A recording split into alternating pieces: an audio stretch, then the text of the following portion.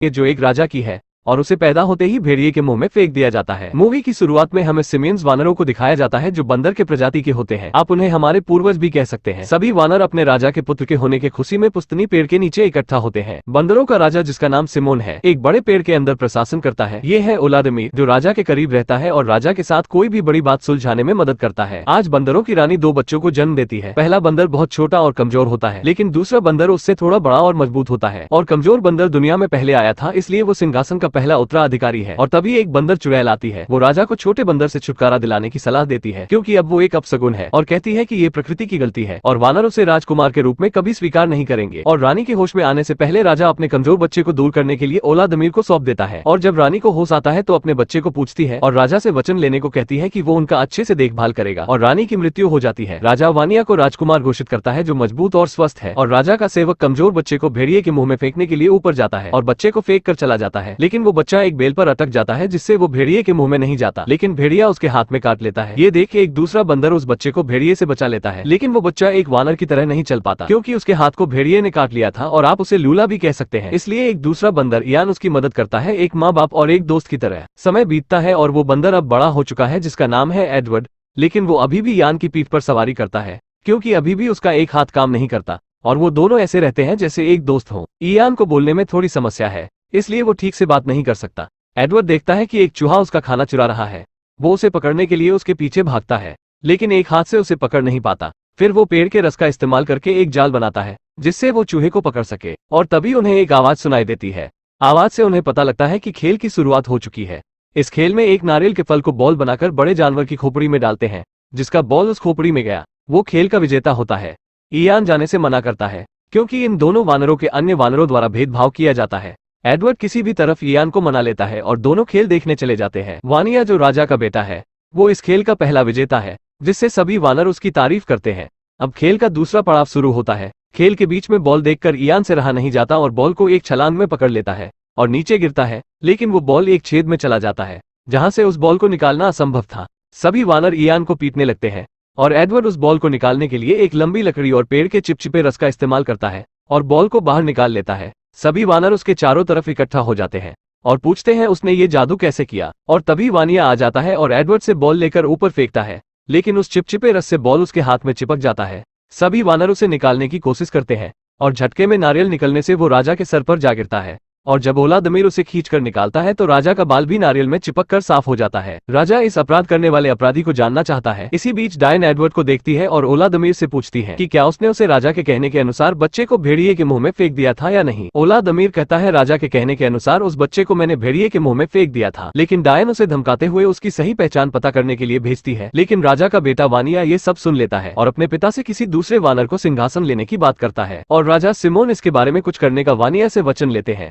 Edward और Ian कुछ बातें कर ही रहे होते हैं कि राजा के कहने के अनुसार 2 बंदर एडवर्ड के पास आते हैं और कहते हैं राजा ने आपको बुलाया है। वहां पहुंचने के बाद पता चलता है राजा की उपस्थिति में एडवर्ड को जादू करने के अभ्यास में आरोप लगाया जाता है। एडवर्ड उन्हें समझाता है कि ये कोई जादू नहीं है बल्कि कुछ तरकीबें हैं जो उसने खोजा है। और एडवर्ड उस गलती का समाधान देने के लिए एक पत्तों का ताज बनाता है जिससे राजा सिमोन का टकला भी ढक जाता है और सिमोन को राजा होने का पहचान भी मिल जाता है। फिर पत्तों में साफ पानी इकट्ठा करके आईना बनाता है। राजा पहली बार अपना चेहरा देखकर बहुत खुश होता है। उसके बाद वो राजा के लिए एक झूला बनाता है और वो कुछ बातें कर ही रहे होते हैं कि कुछ कीड़ों उन पर हमला कर देते हैं। ये सब उस डायन का किया होता है और राजा झूले से नीचे गिर जाते हैं और एडवर्ड पर डायन राजा के हत्या करने का आरोप लगाती है। और राजा का बेटा वानिया इसी का फायदा उठाते हुए एडवर्ड को उस बड़े पेड़ से नीचे फेंक देता है। और राजा सिमोन को होश आता है तो पूछते हैं एडवर्ड को नीचे किसने फेंका। वानिया कहता है उसे मैंने नीचे फेंका क्योंकि उसने आपको मारने की कोशिश की। राजा सिमोन कहते हैं उसने मुझे कोई हानि नहीं पहुंचाई और तुमने एक वानर की हत्या की है। एडवर्ड को होश आता है तो देखता है वो पेड़ से नीचे गिरा हुआ है और इयान एक लता से लटक कर उसकी तरफ हाथ बढ़ाता है लेकिन एडवर्ड उस तक पहुंच नहीं पाता। वो इयान को छोड़कर रेगिस्तान की ओर बढ़ता है। आगे जाने पर वो 2 बड़े शुतुरमुर्ग को देखता है और एक शुतुरमुर्ग के मुंह में अंगूर का गुच्छा होता है। एडवर्ड उसे पकड़ने के लिए 2 पैरों पर खड़े होने की कोशिश करता है और इस तरह वो 2 पैरों पर खड़ा होना सीख जाता है। और तभी वहां भेड़ियों का एक झुंड उनके पास दौड़ते हुए दिखाई देता है और इन तीनों को भी भागना पड़ता है। पहली बार एडवर्ड भागता है वो भी उल्टा, लेकिन शुतुरमुर्ग को सीधा भागता देख वो भी सीधा भागने लगता है। एडवर्ड ये देखकर काफी खुश होता है कि अब वो तेजी से आगे बढ़ सकता है। अब उसका एक हाथ उसके लिए बाधा नहीं बनेगा।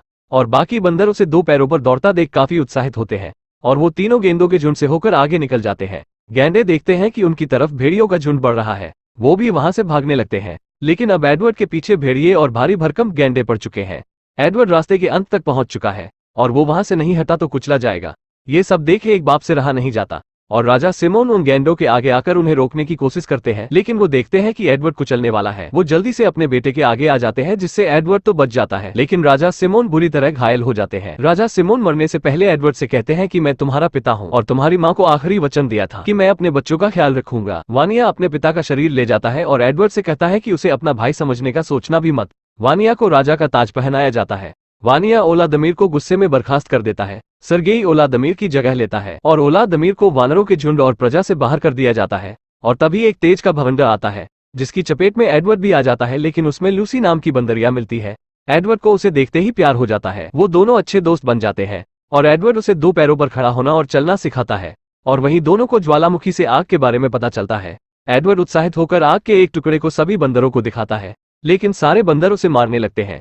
एडवर्ड और लूसी वहां से चले जाते हैं, जहां वह एक भेड़िया को गुफा से आग की मदद से भगा देते हैं और दोनों उसी गुफा में रहने लगते हैं। सभी बंदर लूसी और एडवर्ड को शिकार करते हुए देखते हैं।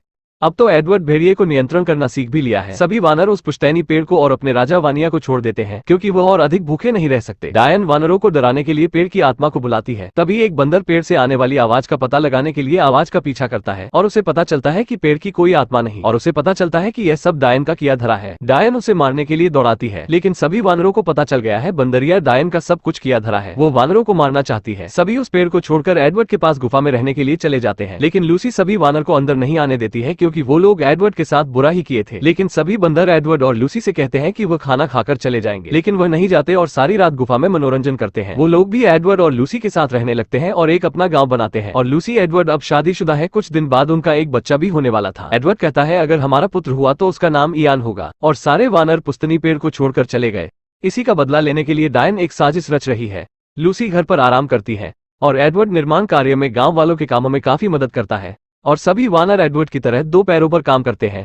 वो अब अपने भोजन के लिए शिकार कर सकते हैं और डिएगो अच्छी चित्र बना सकता है। लेकिन तभी टिड्डियों का झुंड उस गांव वालों पर हमला कर देता है और वो सभी चीजों को नष्ट कर देता है। सर्गेई और बाकी वानर जानते हैं कि ये उस डायन का काम है, इसलिए वो सभी मिलकर उस पेड़ के पास जाते हैं। सभी वानरों के पेड़ तक पहुंचने से पहले लूसी एडवर्ड से वानिया को बचाने के लिए कहती है। एडवर्ड पेड़ के नीचे जाकर वानिया को आवाज लगाता है, लेकिन उसे कोई जवाब नहीं मिलता। सभी वानरों के पहुंचने के बाद वानिया बाहर निकलता है। सभी वानर उसे कहते हैं कि अगर वो पेड़ को उनके हवाले कर देता है तो उसे जाने देंगे, लेकिन उल्टा वानिया वानरों से वादा करता है वो उन्हें जीवित छोड़ देगा अगर वो यहाँ से चले जाते हैं तो। गिजेला वानिया का बचाव करने की कोशिश करती है, जो वानिया की पत्नी है, और सर्गेई वानिया पर हमला करने की अनुमति देता है। और वानिया गुस्से में वानरों को मारने लगता है, लेकिन वानरों की संख्या ज्यादा होने की वजह से उनके आगे टिक नहीं पाता। पेड़ में आग लगा दिया जाता है, लेकिन एडवर्ड पेड़ के नष्ट होने से पहले गिजिला को उस पेड़ से बचा लेता है। लेकिन इस बीच एक जलते हुए पेड़ की शाखा से खुद दब जाता है। वो वानिया को मदद के लिए बुलाता है। वानिया उसे अपने पीठ पर रखकर वहां से एडवर्ड को लेकर भाग जाता है, जिससे एडवर्ड की जान बच जाती है और वो डायन उसी पेड़ में जलकर मर जाती है। लेकिन अब पुश्तैनी विशाल पेड़ जलकर राख हो चुका है और वानरों के लिए यहाँ कुछ नहीं बचा। वानिया और एडवर्ड नाराजगी को दूर करते हैं और सभी वानरों के सामने अपने भाई को स्वीकार करते हैं। सर्गेई वानरों में दहशत पैदा करता है कि अब रहने की कोई जगह नहीं, हम सब भूख से मरेंगे। लेकिन एडवर्ड सभी वानरों को एकत्रित करता है और बताता है हमारे जीने की एक आशा है। उन पहाड़ों के पीछे वो पक्षियों का पीछा करते हैं और वहाँ उन्हें पानी, पहाड़ों और हरे भरे जंगल मिलते हैं और वो एक नई जगह की खोज करते हैं जहाँ एडवर्ड का मित्र इयान भी था। और यहीं पर ये मूवी खत्म हो जाती है। इस मूवी से हमें यही सीख मिलती है कि कभी खुद को या किसी को कमजोर नहीं समझना चाहिए। वैसे अगर आपको ये वीडियो ठीक लगा हो तो एक लाइक कर देना, अगर ठीक ना लगे तो कमेंट में बता देना।